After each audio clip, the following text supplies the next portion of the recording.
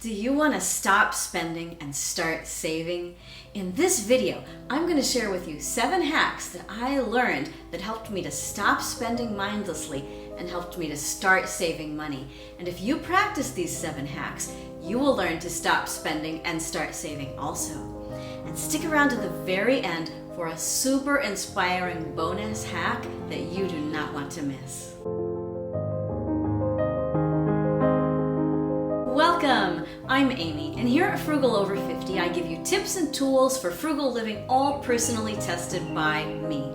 Now let's get right to these 7 hacks. Number 1, be honest about how confused you are. This is an interesting one to start with because it's often the very thing that we want to bury under the rug and then throw out with the trash.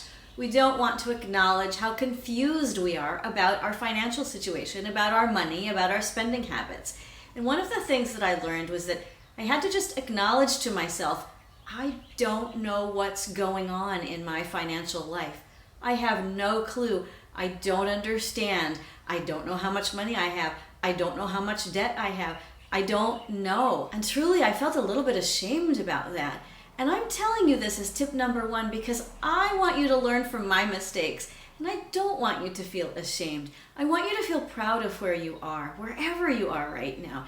And if where you are is that you are confused and you don't know where you are financially, then be honest about it. Be honest about how confused you are. Because if you can acknowledge that part of the problem here is that I don't know where I stand financially, then you are in a great place to find a solution.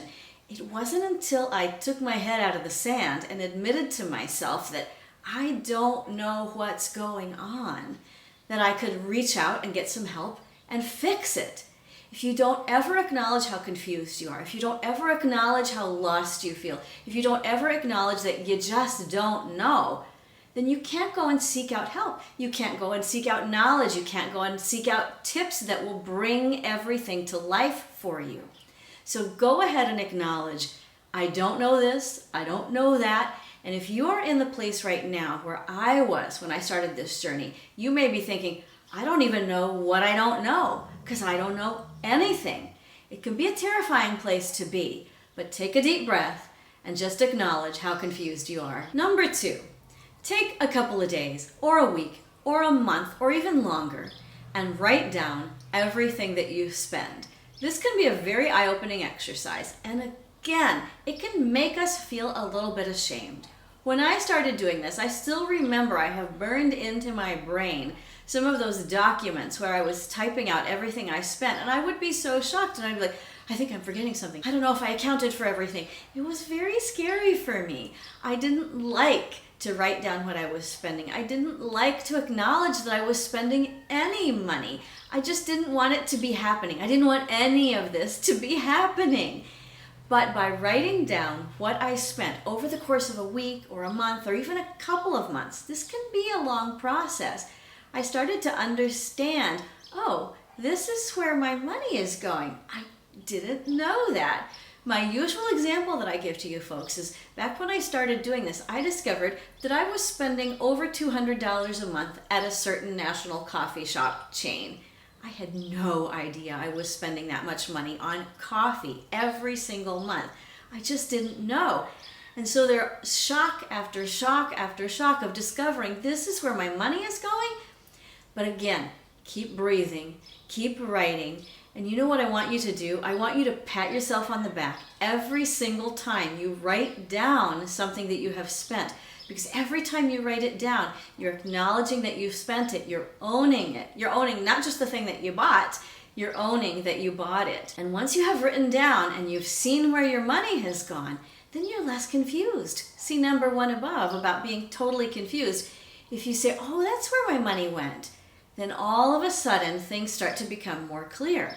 For me, I have to say, things also became much more terrifying. And I want you to know that you are not alone in this. If you feel very scared about your financial situation, especially in the world that we're living in today, you are absolutely not alone. Many of us are truly afraid about our finances, about our financial futures. And writing down what you're spending now may seem insignificant in the larger scheme of confusion and even fear, But you know what? It's not. You take care of the little things and they will lead to bigger things and bigger things and bigger things. And any little light of clarity that you can get is a light of clarity that you want to claim. Number 3, understand that you're going to fail at this. I failed at this so many times. I remember when I first started trying to budget, for instance, and started trying to keep track of my money. I was back in my 20s, so a little bit late. I think I would have liked to have started in my teens. And I remember a spectacular failure where I really thought that I was tracking the budget really well, and it turned out I had thousands of dollars more in my budget than I had in my bank account. And to this day, 30 years later, I have never figured out what the difference was. And the reason was because I just failed in that moment. And because I failed in that one moment, and I failed in a way that scared me, I stopped trying to budget. Now, I tend to be sort of a natural cheapskate, so I don't overindulge in lots of possessions, but I didn't know where my money was going, and trying to find out just scared me so much. And every time I got really scared, I would stop and I would fail. But what I would encourage you to do is acknowledge where you are. Are you in the stage where you're just completely confused? Are you in the stage where you're starting to write it down and you're getting these little shocks of, oh my gosh, I didn't know I spent so much money here? Are you in the stage where you got really overwhelmed and you just gave up for a while? If you're in that third stage where you feel like you failed, I would like to encourage you to pick yourself back up and start again. Start at number 1. I'm so confused. And then go to number 2. I'm going to write down what I'm spending. I'm going to try to keep track for today, just for today. Just get a little bit of an understanding of where you are.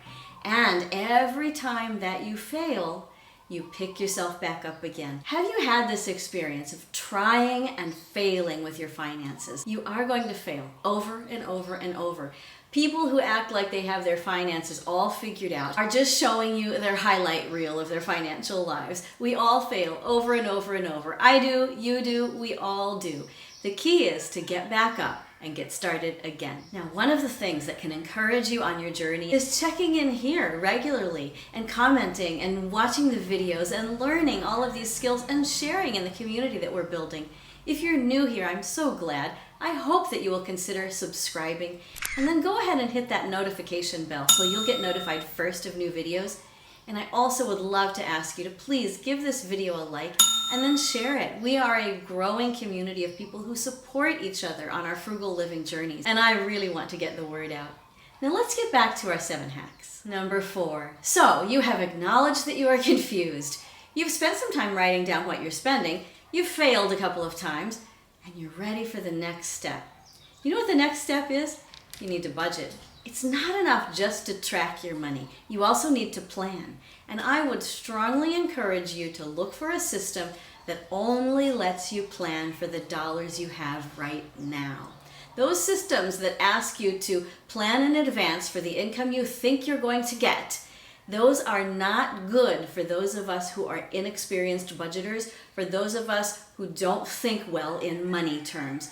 We need to look at the dollars we have right now in our bank account and plan only for what expenses we need to pay until we get more money. This doesn't mean that we don't plan ahead, but for those of us like me, if you're like me and you're super budgeting challenged, the idea of going straight from the dollars in your bank to the money that you have to spend until you get more dollars in your bank may be the only way a budget will work for you. It was absolutely the only way a budget could work for me. And I discovered this process with a program called You Need a Budget, or YNAB. In fact, I loved it so much I have a short playlist on it, and I have a referral link where you can try YNAB for 34 days for free. And I would encourage you, if you have struggled with budgeting, if you have not understood how to do it, check out YNAB. We also have several of you who have told me about an app that's free called Every Dollar. I haven't checked it out yet, so those of you who use Every Dollar, tell us down below in the comments, how does it work? Once you have started tracking your spending, you're going to realize you need more.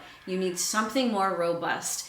Give it a shot, because budgeting is, in fact, your friend. Number 5. Learn the connection between money and stuff.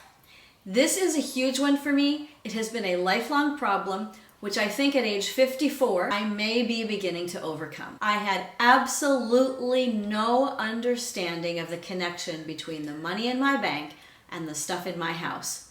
or the money in my bank and my house? Absolutely no idea. It didn't make sense. My brain could not wrap around cash in hand, cup of coffee in other hand. There was just no connection. This is a piece of paper with green ink on it. This is something I can use. I don't care about pieces of paper with green ink on them. I want this thing I can use. All of my energy was focused on the things, but I was in a constant cycle of being in a little bit more and a little bit more and a little bit more consumer debt all the time. And honestly, it wasn't until I had been budgeting for a couple of years that my brain really started to make the connection. And it wasn't until a couple more years that my brain started to make the connection between things like money and, say, insurance. My annual insurance payment has been a source of shock and horror for me for years. And this year, for the very first time, I had money saved up for my annual insurance payment in advance, because finally, after 5 years of straight budgeting, I learned in my brain the connection between the money in my bank account and the insurance that I have on my house, on my car, my umbrella policy.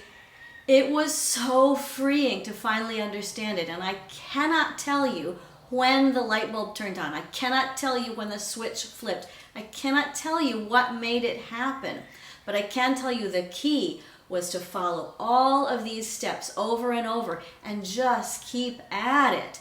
And I had to keep at it until the shock of spending and the shock of the effects of my spending started to lessen, because I was able to save. And it happened organically, it happened gradually. And if you are on the path, and if you are like me and you're like, I have no idea what these green printed pieces of paper have to do with the stuff in my house, it doesn't make sense, then I would strongly encourage you to keep at it. Do all 4 of these over and over and over. Fail as many times as you need to. Track as many times as you need to. Acknowledge your confusion as many times as you need to. And keep on budgeting. And then eventually, it may happen for you in a month, or it may be, like me, over a period of 2 to 5 years, that you come to understand the relationship between money and stuff, and your money can really start to work for you instead of you just wondering where it all went. Number 6. I had to learn what debt is. And if you need to learn what debt is, let me tell you, anytime you put anything on a credit card, you have just taken out a loan. Usually those of us who've gotten into adulthood understand that, say, when we take out a mortgage or a car loan or a home equity line of credit, we understand that that's debt. We get that. But sometimes using a little piece of plastic that has the word credit on it instead of the little piece of plastic that has debit or, say, cash, we don't get the difference in our brains, and this was a big one for me. I would put everything on a credit card and think, I'll just pay it off when I get my next paycheck.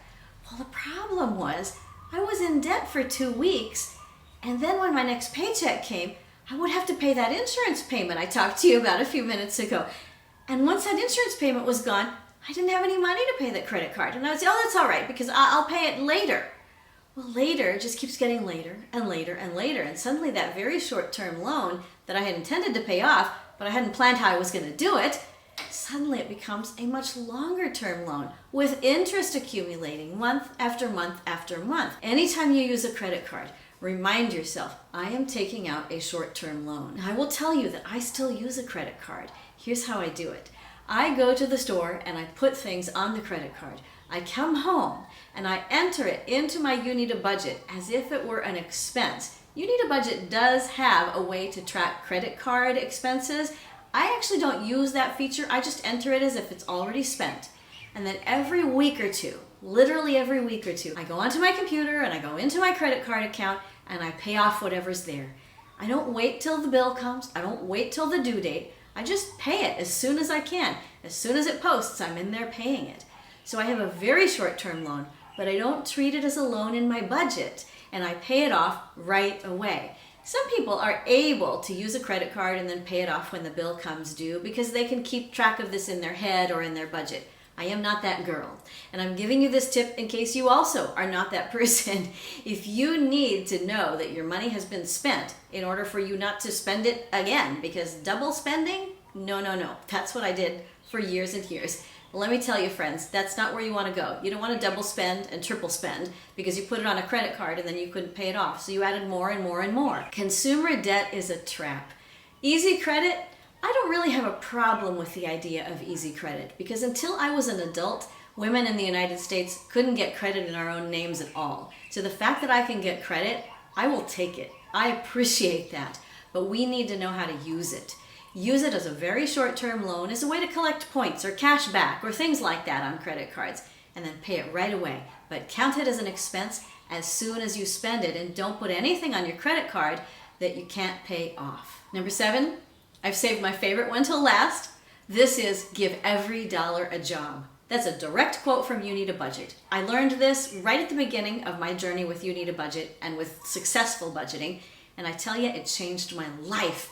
Think of your dollars as your employees. Think of your dollars as working for you. And I know we have people all over the world. Thank you for being here. I don't know all of the currency types that you folks use. So just in your mind, translate to your kind of currency. Give every dollar a job. Give every euro a job. Give every pound a job. Give every whatever it is a job. Instruct your dollars in what they need to do for you. Tell this dollar it needs to go over here to pay that. Tell these dollars they need to go over there to pay that. Give them work to do. And then your dollars will work for you 24/7. They'll be on the job. Before I learned this, I will tell you, my dollars were like rock stars on a tour in the 80s, trashing hotel rooms across the country. I'm not saying that I personally ever trashed a hotel room. I've never done that. But what I mean is that my dollars were doing crazy stuff and I had no idea. I had no control. I had no ability to supervise them. Learning all of these tips helped me to finally do that, to get myself clear about my money and to give every single dollar a job. And it's a wonderful and empowering feeling. And if this is new for you, I would encourage you to look in your wallet and look at all those plastic pieces and look at all the cash and coins you have and say, you work for me now. I promised you a super inspiring bonus hack, and here it is. There is no magic system. If you failed once, or twice, or 10 times, or 100 times, you didn't ultimately fail. You just tried something and it didn't work for you.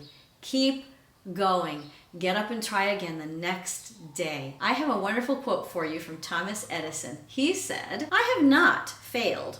I've just found 10,000 ways that won't work." If you need to go back and freeze that frame on the video, screenshot it, print it out, and put it over your computer for when you're doing your finances, please do. You are welcome to do that. Remember, there's no such thing as failure. There's just 10,000 things that haven't worked for you. Maybe the 10,001th will work. Keep going. Question of the day. Which of these hacks resonates the most with you? Which makes the most sense to you? And which hacks have I left out? Tell me what you do that helps you understand how to stop spending mindlessly and how to save money. Wherever you are on your frugal living journey, if you're still spending mindlessly and struggling and suffering as a result, if you're learning how to save money, if you're a champion saver, or anywhere in that spectrum, you are not alone. Please take that next step. Live frugally, change your life, change your world. I can't wait to see you again soon. Bye-bye.